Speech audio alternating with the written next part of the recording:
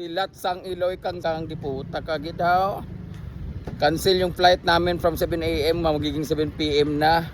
Tapos nag-email daw sila madaling araw, alauna. Anong alam namin nung tulog na kami na madaling araw kasi nga alas 4 kailangan naman gumising. Balik kami guys, so buti na lang dyan kami naka check-in sa may apartel, sa may labas lang mismo ng gate ng airport. So naglalakad ng mga bakla. Alam niyo yung diba high blood ako, ay mataas ang BP ko. Yung gusto ko na talagang buti na lang talaga medyo matured na ako. Gusto ko nang awayan talaga yung kaso sorry sa mga sa mga staff kanina. Siyempre natakot na rin sila, siyempre alam nilang vlogger din ako. Tapos siyempre gusto ko nang sumigaw-sigaw nung kanina kasi ay cancel po yung flight. May racket ako mamayang alas 7 ng gabi sa Cagayan de Oro. Buti Cagayan de Oro lang yung biyahe ay racket ko. Tapos maliit lang yun siya na racket na parang appearance lang siya for the raffle draw. So may intindihan ng kumpanya yun. Paano kung racket ko yung tago 150,000 na mismong show mismo? Siyempre tas ako lang yung artist ba na inaabangan. Hindi na sila pwedeng kumuha agad-agad ora-orada. At least yung raffle mamaya pwede sila na lang magpa-raffle yung may host sila. So kayang-kaya pa. Pasensya na sa kumpanya na racket ko mamaya. So tinanong ko pa, paano yung racket ko mamaya? Ganito, ganyan. Ay wala na po kami doon. Ha? Tapos Dawi pa sumagot ba parang mas lalo kang mabubuisit talaga na wala na po kami doon. Wala na po yung kasi hindi na po ng management. Yawa! Tapos sabi nila ang maano lang po namin is hotel accommodation po. Saan? Doon sa city. Pupunta pa kami ng syudad. For the compensation daw sa para ma-relax na kami. Hindi kami ma-relax. Yung frustration namin andun na. Ay ko nga. Na lang, yung tinitira namin ngayon, kayo ba magbabayad, i-cancel nyo na lang yung sa hotel. Ibayad nyo lang dito sa apartel namin at least walking distance. Ayan na, nasa gate oh. O sige po, bigyan na lang namin kayo ng pagkain. Na natural, kami pa yung magbabayad, yung ginuo ko. Alam mo, iniisip ko na lang talaga, buti na lang talaga ng mature ako kaya na sinabi ko kanina. Iniisip ko na lang na, hindi na lang, okay na lang, parang blessing in disguise na lang. Hinahanapan ko na lang ang brighter side na okay na lang din kasi may technical da yung eroplano hindi makakalipad papunta ng CDO or papunta dito ng Iloilo pabalik ng CDO kasi may naayos siguro Iniisip ko na lang na blessing in disguise kasi naman mapaano madisgrasya sa bako, diba? So okay na lang din yun na hindi kami natuloy. Pero yung hassle ba, tapos wala pang ibang abi. Sabi, sinabdamay na talaga sa picture sa ako, nabubwisit talaga ako.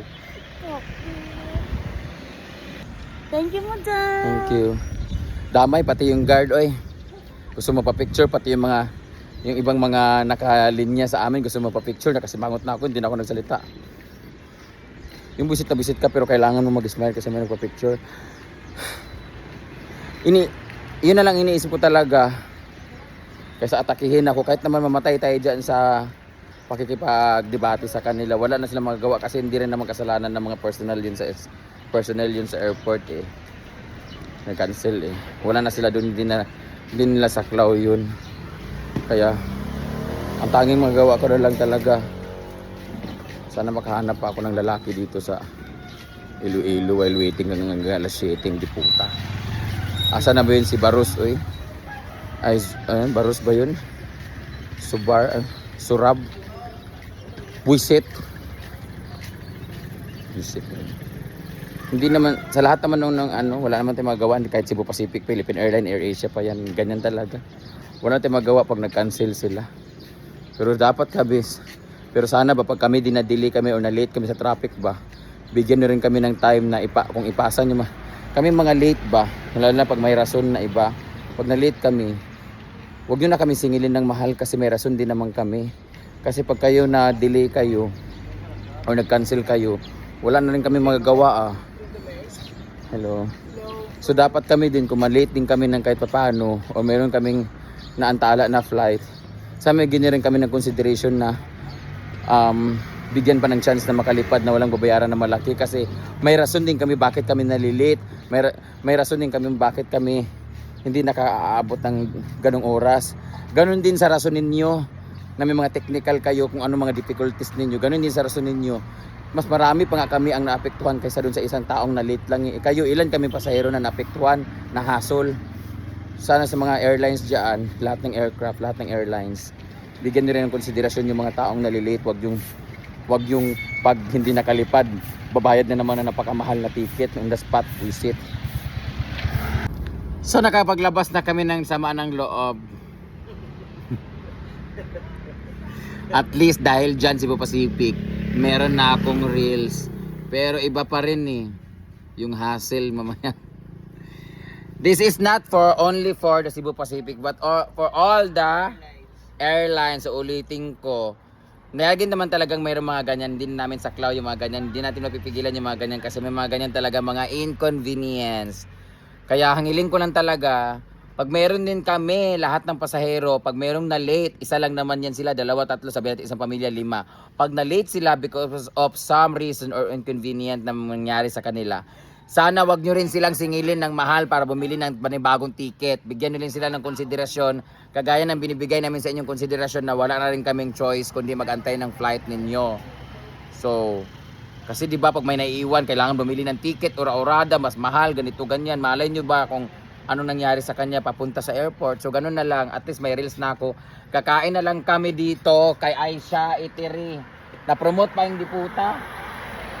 Diyan kami, guys, pag pumunta kayo dito guys, Celcor Pension House, Transient. Ang ganda na accommodation nila guys. Diyan kami relax kanina. So, yun lang. Imbis na relax kami kagabi, stress naman kami ngayong araw na to. So yun lang, let's us look at the bright side or the other side or the positive side of the view. Don't dwell on the things that will make you stress. So kahit magpakamatay tayo dun sa high blood, makipag-away tayo, kawawa na rin yung staff, naiiyak na rin dun sa pag sinisigaw-sigawan namin kasi nai-stress na rin kami. So at least nagsettle na kami, bigyan na lang daw kami ng food. Kakain na kami, hindi na kami bigyan ng food, mamaya na lang. So yun lang guys.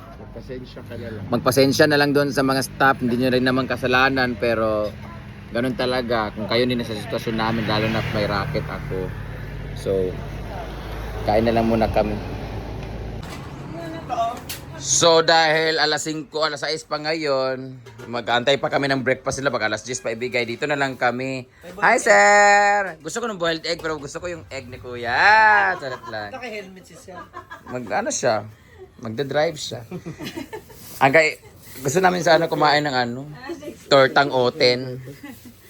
Asan ni si ate? Nahilig din sa oten. Basta ayan! Masarap daw oten basta gahi. Nilagang itlog lang ako. Akin yung torta ate. Bibidalhin natin dito. Tsaka tortang talong na rin. Tortang inang yan. Ako din isa. Ikaw, Gwen, hindi ka kakakain, Gwen. Is puro ka scatter. Ay, magkain ka dili? Ako, lagay ko sa baute, be. Ay. Bye, sir. Palagi lang kita, sir. Parang na-meet na kita kahapon. Ay, hindi pala. Bigyan kay Guapa Brenda. Guwapa, may masip-sip. Magra-rice ba ako? Mag-rice ka. Baka magpayat ka. Ha? Ayaw ko dyan, dito ako sa Gawasti. Pangit yung kakain dyan sa harapan ko.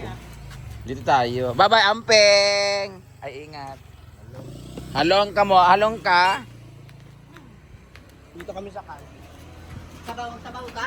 Nga. Sabaw ka? Opo. Itlog. Hindi ako mag-rice. Ayun ang rice, Gwen. Nga, diba? At least meron kami.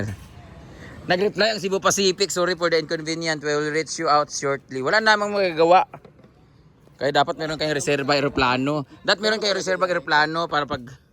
No, dapat ganun no, may reserva aeroplano para in case. Ganun nga dapat. Yung sa bus ba, di ba? Kunyari, hindi pwede May ka naplatan. basta- Yung isang bus, di ba? Oo, dapat may reserva lagi. Di ba, te? Yay.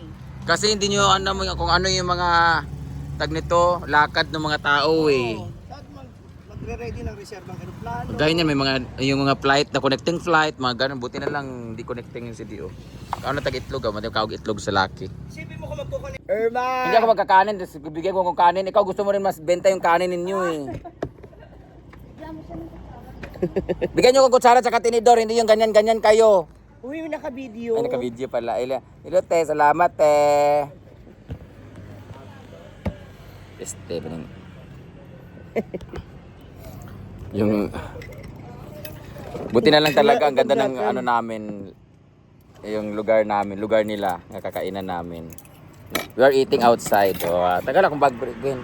Ha? Tingala akong bag baka sa lalong. Oo.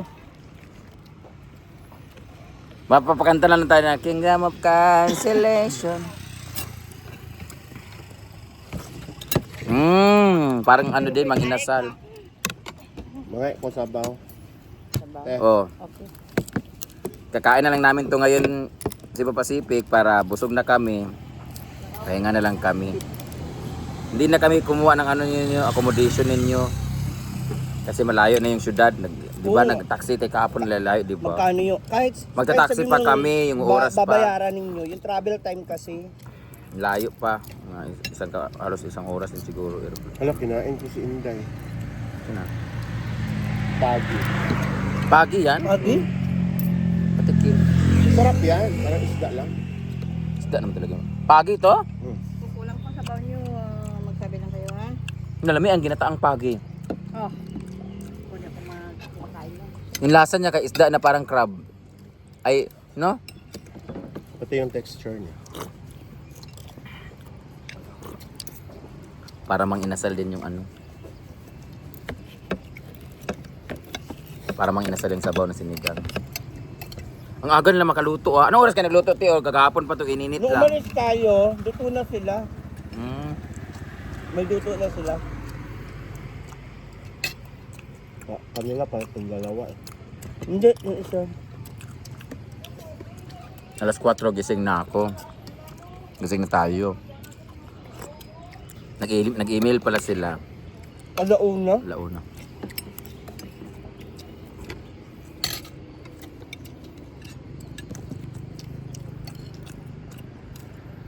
Ay, nako.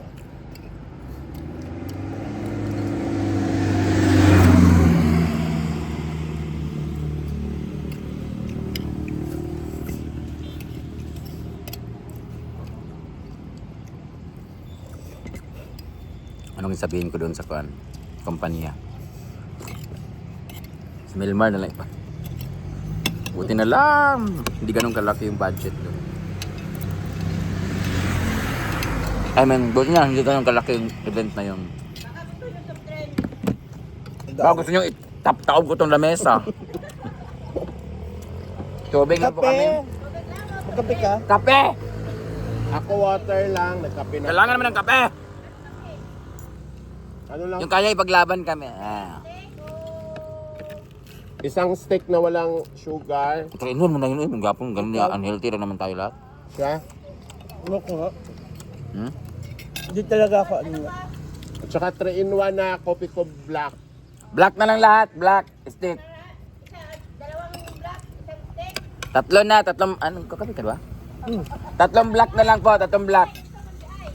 Saan ba? Ang black na lang daw. Ano na lang? Dalawang black. Isang 3-in-1.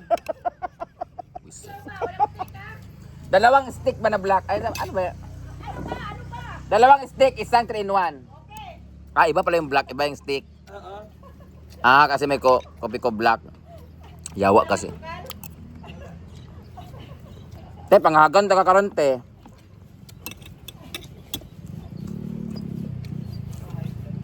Patanggal yung ngipin ko.